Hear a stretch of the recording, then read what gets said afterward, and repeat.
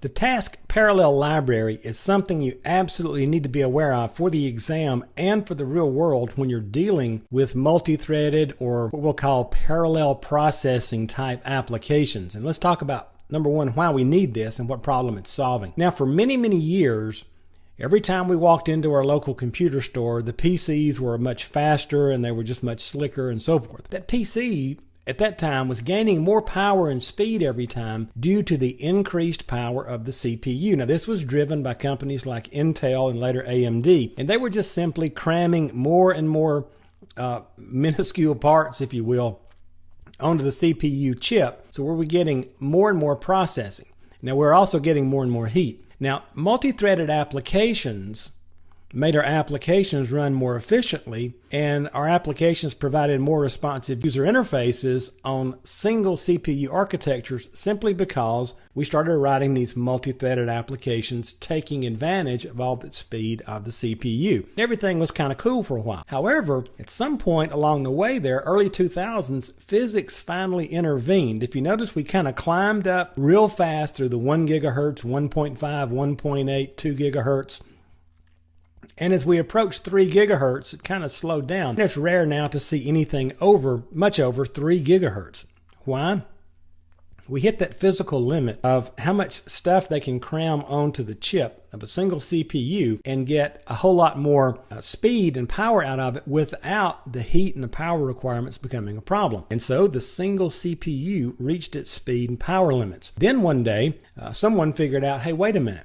Why not, instead of putting multiple CPUs in machines, which had become pretty popular on servers, why don't we just put multiple cores on a single CPU and have it mimic multiple physical CPUs? And so they did that. It gave us a lot of power. However, if our applications aren't written for this environment, then the applications tend to only use one core, and we're back to being limited by the speed of one individual core. So the bottom line, as a result, multi-threaded programming became an even more complex undertaking. For example, how do you go about dividing an application into a set of concurrent operations that can run on multiple CPU cores? Then, how do you make a set of operations execute concurrently on multiple processors?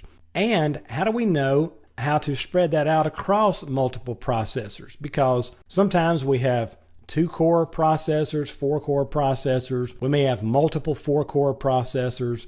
Then, how does my program go about detecting a blocked operation and allow the processor to run a different operation rather than just sit idle? What we've done here is we've kind of exponentially increased our complexity. Instead of having to manage threads on a single core and get all we can out of that core, we now have to manage threads on multiple cores, and one of the cores may become somewhat idle, and we have processing power there we could take advantage of. Then, how do you determine when one or more concurrent operations have completed? And then, how do you synchronize access to shared data to ensure that 2 or more concurrent operations don't corrupt each other's data? So, as you can tell, the process of developing an application that takes full advantage of a multi-core CPU has become challenging. Now, the task parallel library is something that Microsoft has created for us that provides the tools to address these issues. Now, there are 3 main components of the TPL. Now, you will see Task Parallel Library mentioned on the exam. This is another one of those areas where you need to understand what it is,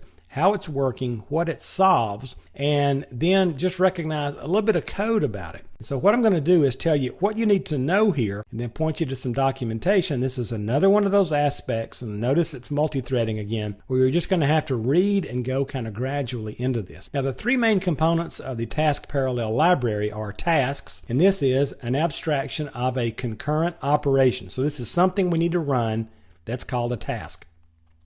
And then there are threads. The Task Parallel Library optimizes the number of threads required and schedules them efficiently, notice this, based on the number of available processors. So the TPL is automatically going to take care of scaling this thing across as many cores as we have available. And then there's the thread pool. And this provides a queuing mechanism for the required number of threads based on the number of processors we have and all that sort of thing. So here's the bottom line. For information and examples on using the Task Parallel Library, I'm going to refer you to a PDF document. This thing's like 40 pages long out there in the Work Files folder. So just go look for Task Parallel Library. Read over this. Just get familiar with it before you go take the exam. You can also go out to msdn.microsoft.com, search for Task Parallel Library, and look at some documentation and examples and a ton of information about it out there. So again, this is something you need to be aware of on the exam. You don't need to be a Task Parallel Library